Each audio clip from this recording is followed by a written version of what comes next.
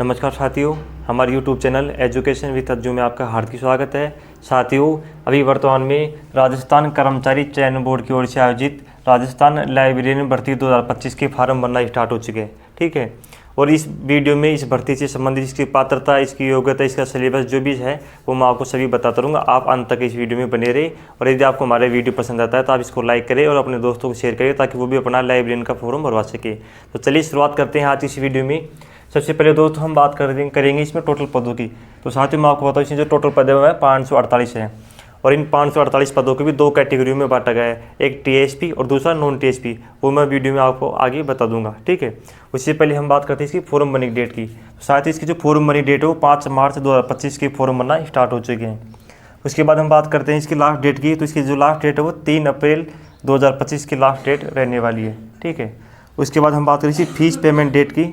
तो साथ ही इसकी जो फीस पेमेंट डेट है वो भी 3 अप्रैल 2025 रहने वाली, यानी कि इसकी जो लास्ट डेट और इसकी जो पेमेंट डेट है वो दोनों 3 अप्रैल रहने वाली है। इसलिए जब भी अपना फॉर्म भरे उसी दिन इसका चालान भी कटवा दी। ठीक है, उसके बाद हम बात करें इसकी एग्जाम डेट की। तो साथ ही इसकी एग्जाम डेट है वो 27 जुलाई 2025 को निर्धारित कर दी गई है। इसके बाद हम बात करते हैं, अभी जैसा कि मैंने वीडियो में बताया था कि इसमें टोटल पद तो 548 है। अब इन 548 को दो कैटेगरी में नॉन टीएसपी और टीएसपी में बांटा गया है। तो नॉन टीएसपी के लिए तो 483 पद निर्धारित कर दिए गए हैं और टीएसपी के लिए 65 पद निर्धारित कर दिए गए। ठीक है, इसके बाद हम बात करते हैं, इन पदों में सामान्य शिक्षा के लिए 500 पद और संस्कृत शिक्षा के लिए 48 पद निर्धारित कर दिए गए।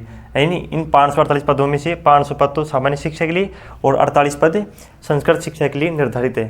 ठीक है, इसका परिणाम प्रस्तावित तिथि 27 अक्टूबर तय है, यानी इसका परिणाम घोषित होने की जो तिथि है वो भी प्रस्तावित है, जो 27 अक्टूबर तय कर दी गई है। इसके बाद साथियों हम बात करते हैं, अभी जो वर्तमान जो राजस्थान लाइब्रेरी में भर्ती चल रही है, इस भर्ती के लिए 2 पेपर होंगे जो 2-2 घंटे के पेपर होंगे, और प्रत्येक में 100-100 अंक सवाल पूछे जाएंगे जो 200-200 अंक के होंगे। यानी कि इस भर्ती के लिए तो 2 पेपर होंगे और एक पेपर 2 घंटे होगा। ठीक है, और उस पेपर में 100 प्रश्न पूछे जाएंगे और एक प्रश्न 2 अंक का होगा। इस प्रकार से टोटल पेपर 200 अंकों का होगा। ठीक साथियों, दोनों ही प्रश्नों में नेगेटिव मार्किंग होगी, यानी पहले और दूसरे पेपर में जो भी प्रश्न होगा उसमें नेगेटिव मार्किंग है। और नेगेटिव मार्किंग कितनी है? गलत उत्तर करने पर 1/3 अंक की कटौती होगी। यानी जब भी आप अपने प्रश्न करने जाए, पेपर देने जाए, तो उसमें इस नेगेटिव मार्किंग को ध्यान में रखते हुए अपने पेपर को ध्यानपूर्वक दें।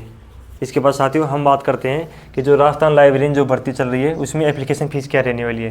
तो सबसे पहले मैं आपको बताता हूँ कि इसमें अनरिजर्व कैटेगरी में वो जो क्रिमिनल में आते हैं, और इसमें भी कौन कौन सी कैटेगरी, जनरल, ओबीसी, ईडब्ल्यूसी, ये तीनों कैटेगरी जो क्रिमिनल में आती है उनके लिए 600 रुपये का चालान निर्धारित किया गया है। ठीक है, उसके बाद बात करते हैं हम दूसरी कैटेगरी की जो आती है रिजर्व कैटेगरी।